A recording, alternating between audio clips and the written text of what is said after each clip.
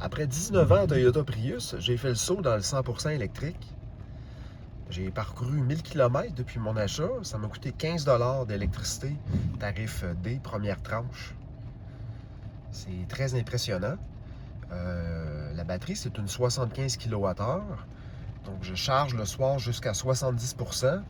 Puis j'arrive chez nous, après une centaine de kilomètres, le lendemain soir, à environ 45 ou 50%. Donc, ça sollicite pas trop la batterie. La garder dans la plage 40 à 70% pour la batterie NMC, c'est apparemment idéal pour prolonger sa vie. Donc, ce qui est impressionnant maintenant avec les voitures électriques, c'est qu'il y a un GPS intégré à l'intérieur qui permet d'aller déterminer quelles bornes de recharge sont requises sur le parcours. Par exemple, si j'appuie ici, dis Siri Donohu. Excusez-moi, je n'ai pas compris. Dis Siri Donohu.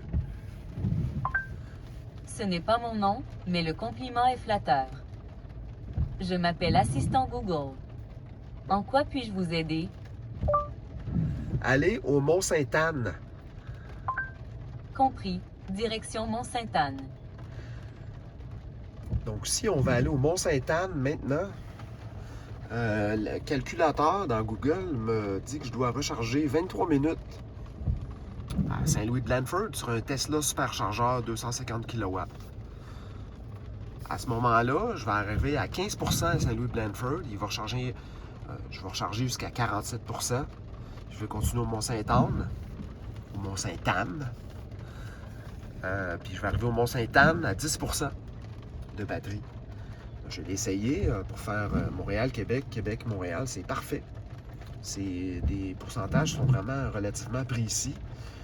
Et puis, c'est convivial parce que premièrement, je vais vous montrer l'auto. Vu qu'il pleut, je vais aller ici. Il y a une vision 3D, là. Donc, c'est une Nissan Leaf. Elle est très belle. Elle a gagné le prix voiture de l'année par les femmes. Donc, ma copine, quand elle a embarqué dedans, tout de suite, a été séduite.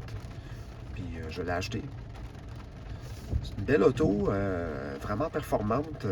Je parle au niveau énergétique. Puis, elle est belle. C'est rare que j'ai eu des belles voitures. J'ai eu des Prius. Fait que là, j'ai finalement une belle auto. Je suis vraiment content. Puis, il y a une caméra qui permet de voir en dessous de l'auto. Comme par exemple, si quelqu'un change l'huile, on peut voir, oups, il y a quelqu'un qui est en train de changer l'huile en dessous de l'auto. Donc, c'est bizarre parce qu'il n'y a pas d'huile dans ma livre. En tout cas, il semble y avoir quelque chose. Il y a quelqu'un en dessous de l'auto. Fait que c'est super. Il y a une caméra qui permet de voir en dessous de l'auto. Fait que voilà. Si je retourne à mon GPS ici, qui me dit que je dois charger à Saint-Louis-de-Blandford sur un superchargeur Tesla, mais je reviens aux avantages de la Leaf là, qui m'ont convaincu. C'est que la Leaf, elle a 2 ports de recharge.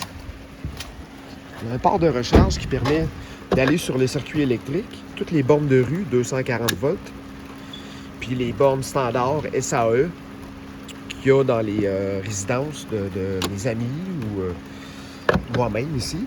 Puis de l'autre côté, elle a un adaptateur Tesla DC Fast Charger NACS, qui est le standard SAE pour Tesla en Amérique du Nord. Puis, c'est ça, voilà, elle est très belle. Pas les phares, mais les lumières en arrière, je trouve que c'est beau. Puis le coffre, c'est un peu comme dans la Prius. C'est une voiture liftback ou hatchback. Puis je mets mon matériel comme j'avais dans ma Prius. C'est peut-être légèrement plus court que la Prius, mais peut-être un peu plus large. En tout cas, il y a une petite subtilité de dimension. Mais c'est très similaire. Donc voilà, je suis vraiment content. Puis pour l'instant, j'ai fait 1200 km. J'ai pas eu aucun ennui, aucun glitch. Puis Puis si je fais 10 000 km avec aucun problème, ben, je serai d'autant plus content parce que d'habitude, les problèmes de jeunesse, c'est là qu'ils apparaissent dans les premiers 10 000 km. Puis ensuite, c'est les problèmes de vieillesse quand la voiture est plus vieille. Donc, je suis vraiment enthousiasmé. Puis honnêtement, j'étais vraiment tanné de consommer du pétrole. Je sais que ça ne changera rien, que moi, je consomme plus de pétrole parce que ça va en faire plus pour d'autres qui prennent l'avion ou utilisent d'autres machines à pétrole. Mais je pense que ça fait partie là, du futur, les voitures électriques. Surtout, on voit ce qui se passe là, en Chine, entre autres, là, avec BYD, les chargeurs 1500 kW. Et moi, ma voiture charge à 150 kW, puis c'est déjà nettement mieux que ce que c'était voilà 10 ans en termes de vitesse de recharge. On parle de 6 minutes pour charger 100 km en été ou 12 minutes pour charger 100 km en hiver.